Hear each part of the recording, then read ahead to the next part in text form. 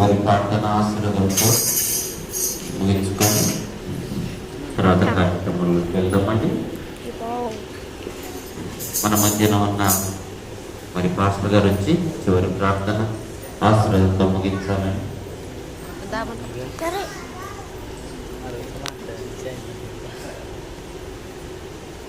అందరం కళ్ళు మూసుకొని ప్రార్థన చేసుకుందాం. ప్రేమ కలిగిన మా తండ్రి, మహాపరిశుద్ధుడా, జీవము గల దేవా, నీ పాదములకు వందనాలు, స్తోత్రాలు చెల్లించుకుంటున్నా.